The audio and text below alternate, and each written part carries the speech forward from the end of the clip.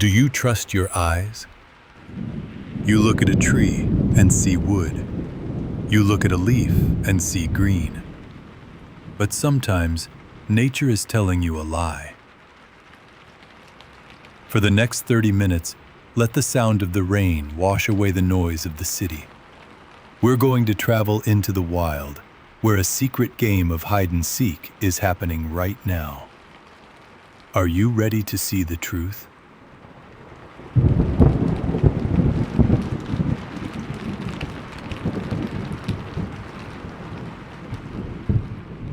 Close your eyes for a moment. I want you to imagine that you are standing in the middle of a wild, ancient forest. The sun is setting, casting long golden shadows through the trees. The air is still. It is so quiet that you can hear your own breathing. You look around. You see tall brown tree trunks. You see green ferns on the ground. You see gray rocks covered in soft moss. To you, the forest looks empty. You feel completely alone. But you are not alone. If you could borrow the eyes of a hawk or the nose of a wolf, you would realize the truth. You are surrounded. There are hundreds of eyes watching you right now. There is a heart beating inside that pile of dead leaves near your foot. There is a pair of lungs breathing slowly against the bark of the tree you are touching. There is a hunter crouching in the tall grass less than 3 meters away, waiting for the perfect moment to move. They are all there. You just cannot see them. Welcome to the secret side of nature.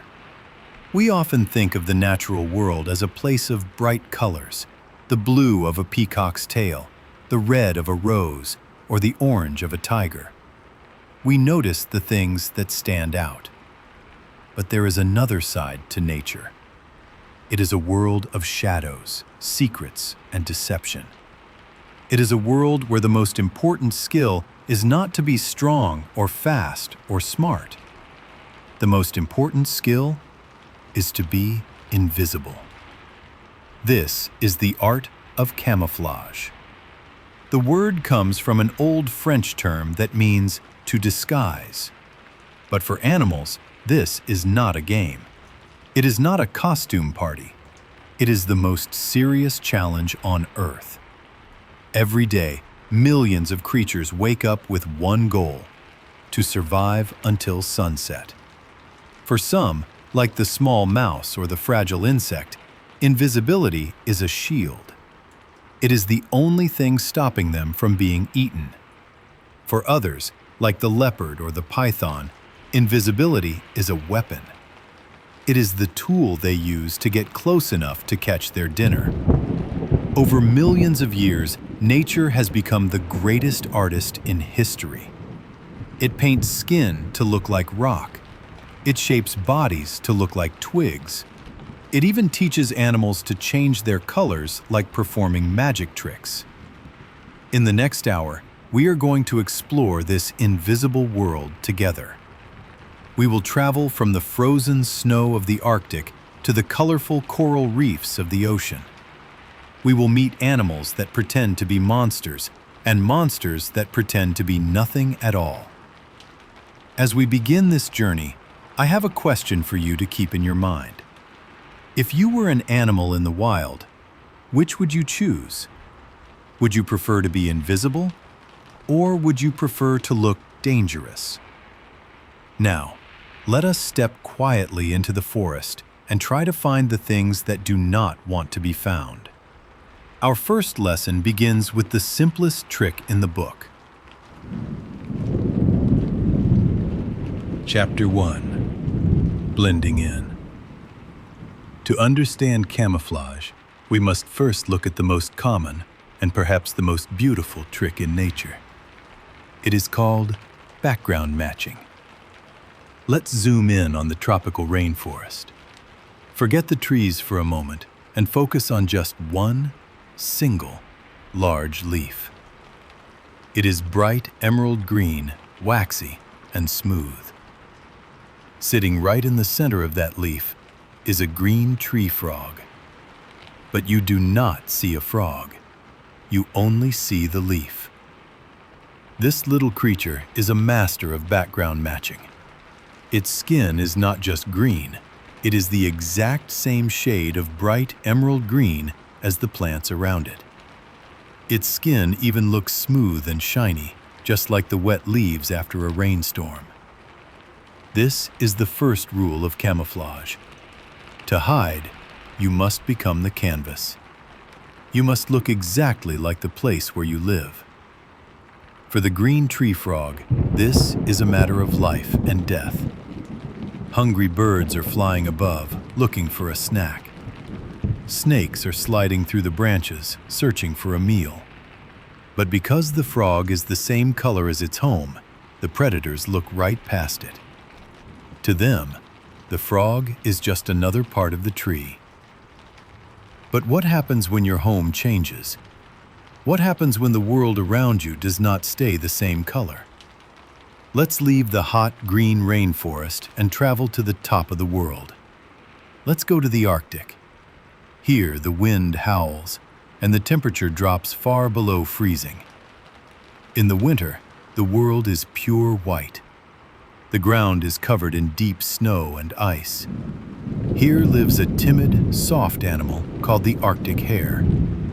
In the winter, the Arctic hare is dressed in a thick, beautiful coat of fur as white as a cloud. When it sits in the snow, it looks like a small pile of powder. A wolf could walk right past it and see nothing but an empty field of white. But the Arctic is not always white. When summer arrives, the sun comes out. The snow melts. The ground turns into brown mud, gray rocks, and small green plants. If the Arctic hare stayed white, it would be in big trouble. A white rabbit sitting on brown dirt is like a bright light in a dark room. Every eagle in the sky would see it instantly. So, the Arctic hare performs a slow magic trick. As the seasons change, the hare sheds its fur. It loses the winter coat and grows a new summer coat. This new fur is brownish-gray, perfect for matching the rocks and the dirt. It changes its clothes to match the weather. It is one of nature's most incredible survival strategies. However, being the right color is only half the battle. There is a secret ingredient to camouflage that is even more important than color. That secret is stillness. Imagine you are that Arctic hare. You are white and you are sitting in the snow. You are invisible. But suddenly, you scratch your ear. You turn your head. You take a step. Movement breaks the illusion. Our eyes and the eyes of predators are designed to notice movement. We might miss a shape, but we rarely miss emotion. If you are a camouflaged animal, you must have nerves of steel. You must be able to freeze like a statue. Even when a predator is sniffing the air just a few meters away, you cannot twitch a muscle. You cannot blink. You must trust your disguise completely. This requires incredible patience. Some animals will sit in the same spot for hours, waiting for the danger to pass. They become part of the landscape. They stop being an animal and start being a rock, a leaf, or a shadow. As we finish this first section, think again about the Arctic hare. It spends half the year white and half the year brown. Here is a question for you to consider. Why do you think some animals, like the hare, go through the difficult process of changing their color twice a year, while other animals, like the tiger or the zebra, keep the same pattern for their whole lives? What does this tell us about the places where they live? Keep that question in mind as we move to our next chapter, where we will learn that sometimes hiding isn't about blending in at all. Chapter 2. Confusing the eye. In the last section, We looked at animals that try to match their background perfectly, like a painting on a wall. But nature is not always simple.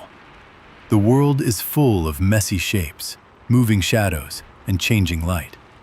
Sometimes, being just one solid color is not enough. If you are a solid green block, you might look like a leaf. But you also have a shape. You have the outline of a head, legs, and a tail. Predators are very good at recognizing these shapes. They see the silhouette of their dinner against the sky or the ground. So, how do you hide your shape? You do not paint yourself one color. You paint yourself with chaos. This brings us to our second method of camouflage, disruptive coloration. This is the art of breaking the rules and breaking your body with patterns. Let's travel to the golden grasslands of Africa to meet a true master of this art, the leopard. Imagine a leopard walking through the tall, dry grass. If the leopard were solid gold, it might blend in well. But the leopard has spots, beautiful, dark rosettes that cover its back and sides. Why? Think about how sunlight looks when it shines through the leaves of a tree.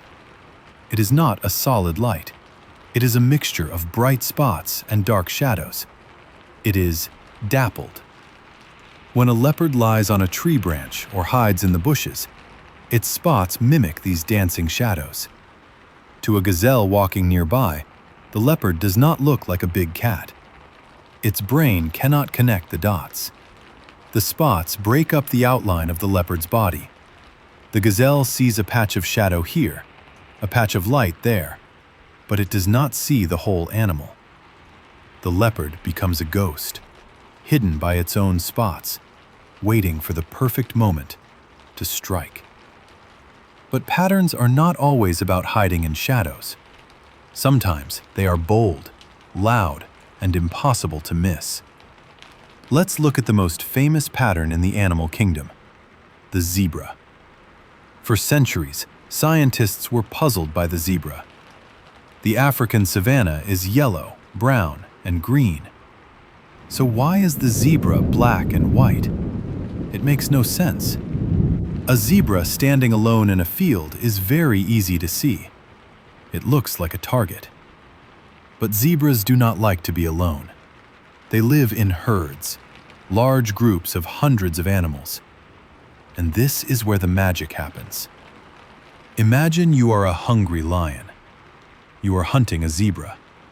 To catch it, you must focus on one single animal. You need to see its neck to grab it. You watch the herd standing still. It looks like a confusing wall of stripes. It is hard to tell where one zebra ends and the next one begins. Suddenly, the herd panics. They start to run. Hundreds of zebras gallop together. The stripes start moving. Black, white, black, white. It creates a visual explosion called motion dazzle. To the lion's eye, the individual zebras disappear. The herd becomes one giant, spinning, blurry blob of stripes. The lion gets dizzy. It cannot lock its eyes on one target. If it jumps, it might miss completely because it cannot judge the speed or direction of the specific zebra it wants to catch. In this case, the camouflage is not hiding the animal from view. It is hiding the animal within the chaos. The zebra survives not by being invisible, but by being an optical illusion. So, nature teaches us that camouflage is not just about matching the dirt or the leaves. It is about tricking the brain. It is about using spots, stripes, and swirls to destroy your outline, so the enemy doesn't know what they are looking at until it is too late. As we move away from the savanna, I want you to think about this question. How do you think stripes help an animal hide in a place that isn't black and white? Do you think the lion sees the zebra differently than we do? Next, we are going to look at something even stranger. What happens when an animal doesn't want to hide, but wants to be seen as something else entirely. Chapter 3. The Art of Copying. We have seen animals that paint themselves to look like a background, and animals that use chaotic patterns to confuse the eye. But there is a third group of animals that takes camouflage to a whole new level. These animals are the actors of the natural world. They do not just hide, they wear costumes. They pretend to be something entirely different. We call this strategy mimicry. Imagine you are walking through a forest again. The ground is covered in dead leaves, fallen branches, and dry twigs. You step on a small brown stick. It breaks. It is just a piece of wood. But look closer at the bush next to you. Hanging from a branch is another brown stick. It looks dry and bumpy. It even has little knots and scratches on it, just like old wood. Suddenly, the wind blows and the stick begins to rock back and forth. But wait, the wind isn't blowing anywhere else. The stick stands up and walks away. This is the stick insect, or walking stick. It is one of nature's most perfect designs. The stick insect does not just have the color of a branch, it has the shape of a branch. Its legs look like twigs. Its head looks like a broken piece of bark. Some of its cousins, the leaf insects, are even more incredible. They are flat and green. They have lines on their backs that look exactly like the veins of a leaf. Some of them even have brown spots that look like rot, or holes that look as if another bug has taken a bite out of them. They are born looking like a damaged, dying leaf. Why go to all this trouble? Because birds and lizards want to eat tasty insects. They do not want to eat dry wood or dead leaves. By pretending to be a boring object, these insects become invisible to hungry predators. They hide by being uninteresting. But there is another way to use mimicry. Instead of pretending to be something boring, some animals pretend to be something dangerous. Think about the colors yellow and black. In nature, these colors are a warning sign. They act like a red traffic light. They say, "Stop! Do not touch me. I am poisonous. I can sting you." Think of a wasp or a bee. They have bright yellow and black stripes. If a bird eats a wasp, it gets a painful sting in its mouth. The bird learns a very painful lesson. Never eat a yellow and black striped bug again. Now, meet the hoverfly. The hoverfly is a small, gentle insect. It has no sting. It has no poison. It is completely harmless. It cannot hurt anyone. But the hoverfly has a secret weapon. It wears the wasp's uniform. The hoverfly has evolved to have the same yellow and black stripes as the dangerous wasp. When a bird sees a hoverfly, it does not stop to check whether it is real. The bird remembers the pain of the sting, gets scared, and flies away.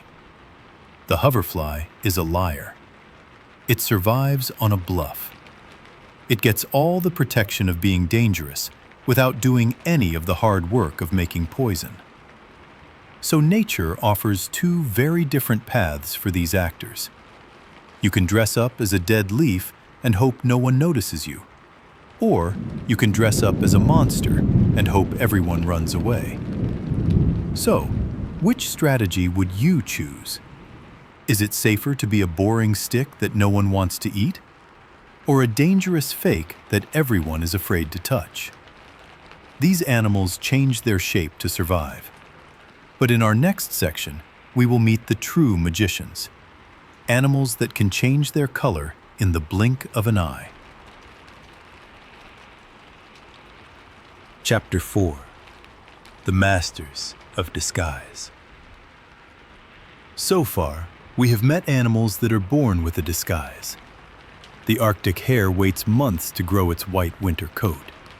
The leopard is born with its spots and keeps them forever. They are like actors who must wear the same costume for their entire lives.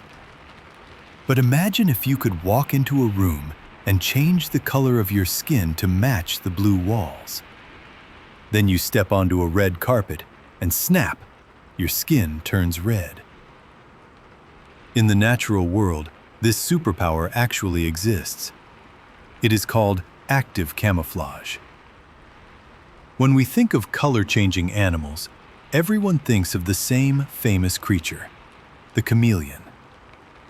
Picture a lizard moving slowly along a tree branch. It has strange feet that grip the wood like pliers. It has eyes that move separately. One looks forward, the other looks backward.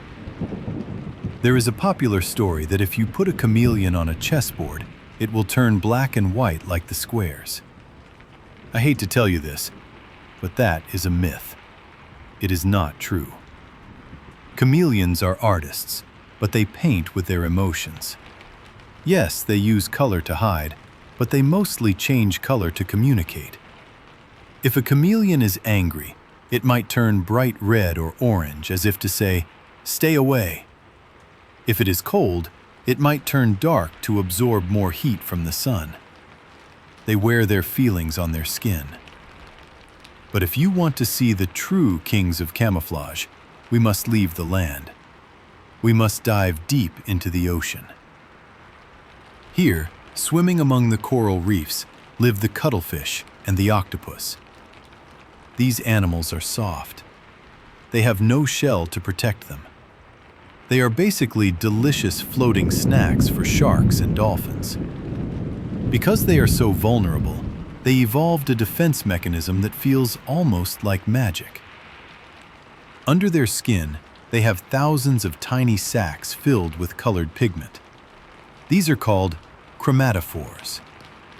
By squeezing these sacs, the octopus can change its color in less than 1 second.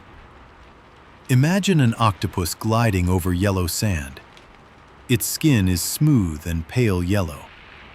Suddenly, it stops next to a piece of rough, gray coral rock. In the blink of an eye, the octopus vanishes. It doesn't just change its color to gray, it changes its texture. The octopus can tighten and twist its muscles to push up little bumps and spikes all over its body. One moment, its skin is smooth like glass. The next moment, it is rough and jagged like stone. It becomes a 3D sculpture of the reef. It happens so fast that the human eye almost misses it. It is like watching a special effect in a movie, but it is real life. They use this skill to hide from sharks, but also to hunt. An octopus can turn itself into a piece of seaweed, wait for a crab to wander past, and then dinner is served. This is the ultimate level of camouflage. It is not just about looking like the environment, it is about becoming the environment, moment by moment, second by second. We have now seen the best disguises nature has to offer. But remember, this is a war. For every animal hiding, there is another animal searching. Join me for the final chapter of our journey, where we explore the eternal battle between the hunter and the hunted. Chapter 5: The Hunter and the Hunted. Welcome to the final chapter of our story. So far, we have looked at camouflage as a shield, a way for small, weak animals to stay safe. We imagine the rabbit hiding from the fox, or the insect hiding from the bird. We think of it as defense. But nature is not that simple. Camouflage is also a weapon. In the wild, survival is a competition. It is a constant game of hide and seek, and the stakes are life and death. If a prey animal, like a deer, cannot hide, it gets eaten. But if a predator, like a tiger, cannot hide, it starves to death. So the hunters have become masters of disguise too. Let's look at the largest land predator on Earth, the polar bear. The polar bear lives in the frozen Arctic, a world of white snow and blue ice. It has no natural enemies. No animal hunts the polar bear. So why is its fur white? Why does it need camouflage? It is white because it is a hunter. Its favorite food is the seal. Seals are fast swimmers, but they must come up to the ice to breathe and rest. The polar bear is huge and heavy, but thanks to its white fur, it is a ghost. It creeps slowly across the ice, blending perfectly with the snowdrifts. By the time the seal sees the bear, it is often too late. This brings us to a fascinating concept scientists call the evolutionary arms race. Imagine a war between two countries. One country invents a better shield, so the other country invents a sharper sword. Then the first country invents a stronger shield, and so the sword must get even sharper. This is exactly what happens in nature. Over millions of years, prey animals get better at hiding. The ones with the best camouflage survive and have babies. So the next generation is even harder to see. But the predators do not give up. They evolve too. If the prey becomes invisible, the predator must develop sharper eyes. They learn to spot the tiniest movement or the slightest shadow. And sometimes, when visual camouflage becomes too perfect, the predators change the rules of the game completely. They stop using their eyes. Consider the bat. Bats hunt at night. In the dark, color does not matter. It doesn't matter if a moth looks like a leaf or a stick, because the bat cannot see it. Instead, the bat uses echolocation. It sends out sound waves that bounce off objects. It sees with sound. Against a bat, visual camouflage is useless. The moth can be the best master of disguise in the world, but to the bat, it is just a solid object in the air. So did the moths give up? No. The war continued. Some moths evolved fuzzy bodies that absorb sound, making them invisible to the bat's ears, like stealth technology on a fighter jet. It is a never-ending cycle. As soon as one animal finds a perfect way to hide, another animal finds a perfect way to find them. Will there ever be a winner in this eternal battle? Or will predators and prey just keep changing forever? We have traveled from the green rainforests to the white Arctic, and from the deep ocean to the night sky. We have seen that the world is not always what it seems. Throughout this journey, we have learned one important truth. Nature is the greatest magician of all. It is a master of illusion. We think we know what we see. We look at a patch of grass and think it is empty. We look at a tree branch and think it is just wood. We look at the ocean floor and see only sand. But we are wrong. The world is not empty. It is full of secrets. Right now, in your own garden or a park near your house, there are dramas playing out that you cannot see. There is a spider that looks exactly like a flower petal. There is a moth on a wall that looks exactly like old paint. There are thousands of eyes watching, hidden behind a mask of colors and patterns. This invisible world is a reminder that survival takes creativity. It is not just about being the strongest or the fastest. Sometimes, the winner is the one who is the quietest. Sometimes, the winner is the one who can simply disappear.